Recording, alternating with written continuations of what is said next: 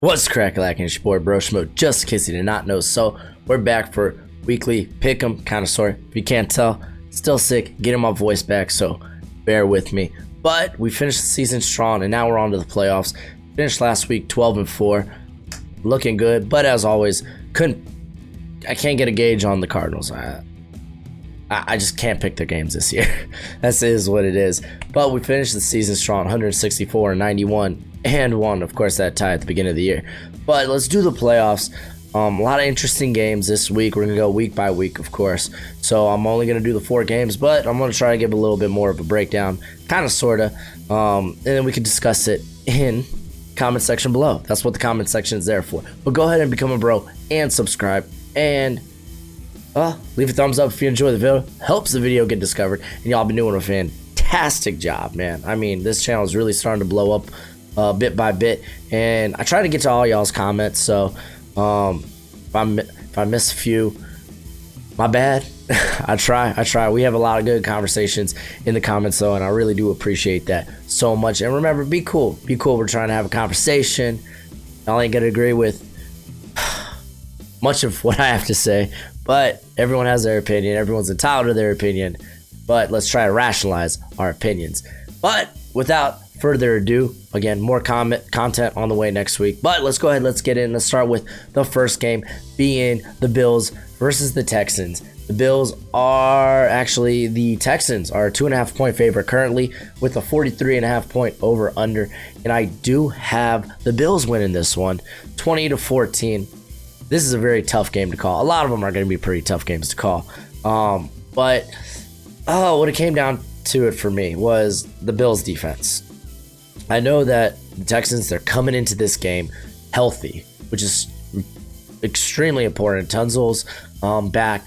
Fuller is back, but understand Fuller, he's exited twice this season already with injuries in games. So will he be back? That's a big question mark. It really comes down to the Bills' defense, which has been tremendous, and we've seen Watson's struggles. He's literally been a roller coaster. When he's good, he's great. When he's bad, he's non-existent, And the Bills defense, they are one of 3 teams this season to actually, what is it? Let me get this stat. It's a good stat, I promise. They're one of 3 teams to have averaged under 1 pass touchdown per game, or have allowed under one pass and touchdown per game. So that's a wild stat. That's a great stat. But we know Watson can get it done, like with his feet. But I mean that this Bills defense has just been tremendous this year. It's been great. It's been outstanding. The big matchup, it's going to be White versus Hopkins. But I mean, I think Josh Allen can do enough. I think this Bills offense could do enough to win this game. They can let the defense carry them essentially, but the Bills offense can do enough. Just looking at the Houston's corners stat somewhere. Okay, we're looking at Hargraves and Conley, who are both cast-offs from other teams, being the Raiders and the Bucks, and they've allowed a combined 11 touchdowns in coverage this year. So I mean, the Bills can really, that Texans secondary is, even with the immense pass rush of JJ Watt coming back, that Texans secondary is terrible. Or at least it's played terrible. And I really do think the Bills can take advantage of that. I think they can win this game. Let's go to the next game on the plate for Saturday. It's the Titans versus the Patriots. Patriots coming in 5.5 point favorite, over under 45. And this might be a shocker for some of y'all, or not. I got the Titans winning this. I got the Titans winning 24-17 in a close game. Mike Vrabel, he's actually played pretty well against the Patriots since becoming the coach of the Titans. Then again, I think they've only had 1 or 2 games against one another. But man, this Patriot defense, we already know the struggles of the offense, but this Patriots defense, since that Baltimore loss, they haven't played that well, and the numbers might be a little they might be well, let's go into it. Like, they've averaged a little over 15 points per game allowed, which you look at that's really good. So it's a little misleading. But they've only had 9 turnovers overall since that loss to Baltimore. Their their run defense has been a little bit more vulnerable since that game. And I think, dude, this is a very hot Titans team. Ryan Tannehill has really turned the corner, and they have to re-sign him. I'm just gonna say that there's no way he's a free agent after the season. There's no way they don't re-sign Tannehill. But what's really killed the Patriots. If you go back to that Bills game, and I think it was week 16, what killed them was the play action, because teams because especially the Bills, they were able to set up the run and then use the play action. That is what the Titans, their engine of their offense is Derrick Henry. And I think the Patriots, they are going to try to stop Derrick Henry, and they might bring in a little bit, they might bring more bodies into the box to do so, to help nullify Derrick Henry. But it's going to be that play action, I think, that gets them. And you saw Stephon Gilmore, even he was vulnerable against John Brown on a touchdown because of the play action. I really think the Titans have a great chance of winning this game. And honestly, I think they're a bit of the favorites in this, especially with how I know it's Tom Brady, I know it's the Patriots, I know it's the playoffs, it's Bill Belichick. Matter of fact, against Russian leaders, like guys that have won the Russian title in the playoffs, he's 10-1 against these guys, which that's an overwhelming stat. But this team, I really believe in the Titans. Yeah. And plus I'm a Dolphins fan, so I called that Dolphins game last week, by the way. I'm just saying. I'm not Notre Dameist, but I know a little something here and there. Next, let's go. This game is probably much easier game to predict. At least I think so. I think the Saints are going to mollywop the Vikings. I got them winning 34-21. The Saints are a 7.5 point favorite, so they're being bet up. And then it's a 49.5 point over under. Again, I could look like a fool, and Kirk Cousins could just be like, nope. Remember, I had one of the best passer ratings in the fourth quarter, and I'm going to do it again in the Superdome. So I'm just it could happen, but I really do. The Saints have been hot. Drew Brees has been looking like Drew Brees, especially since that 49ers loss. He has been going off, and you could be like, and at first I was like, okay, maybe it's just because he's at home, he's in the dome, but he goes on the road to Carolina, he does the same thing.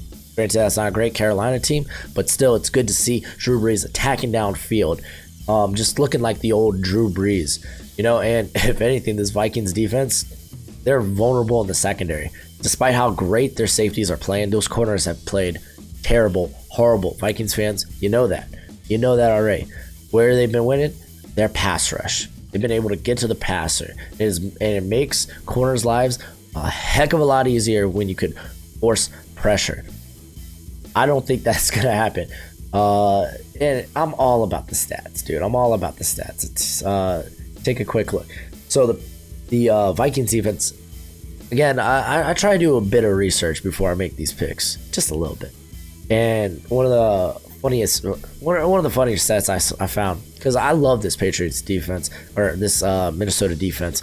I love Daniel Hunter, man. He popped off this year, but defense, they're pretty good, but they've struggled against good, if not great, quarterbacks like Carson Wentz. He put up over 400 total yards against Minnesota. 433 by Matthew Stafford, 443 by Dak, and then 444 by Russell Wilson. Now, and then if you look at all their other games, they face guys like Case Keenum, Dwayne Haskins, Chase Daniels, Daniel Jones, Matt Moore, Kyle Allen, David Blau, and then you got Aaron Rodgers they faced twice. Let's be honest about Aaron Rodgers. He's been a bit up and down this year. Then Mitch Trubisky. I need not say more. Mitch Trubisky. So when you look at that, I'm not that impressed. I think the Saints are the most complete team in the playoffs right now. And I think they have a great chance to take this all the way to the Super Bowl. And they're one of my favorites to play in the Super Bowl. They're my favorite out of the NFC. So I got the Saints winning this one just kind of handedly. And don't sleep on the Saints defense. I know I know they have a few bad games, but for the most part, this is a very good defense, like through and through.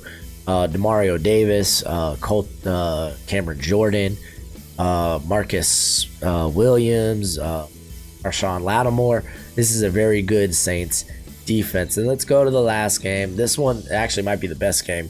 Is Seattle versus the Eagles, and I got Seattle win 27-20. Over and under is 45.5, and Seattle is currently a 1.5 point favorite.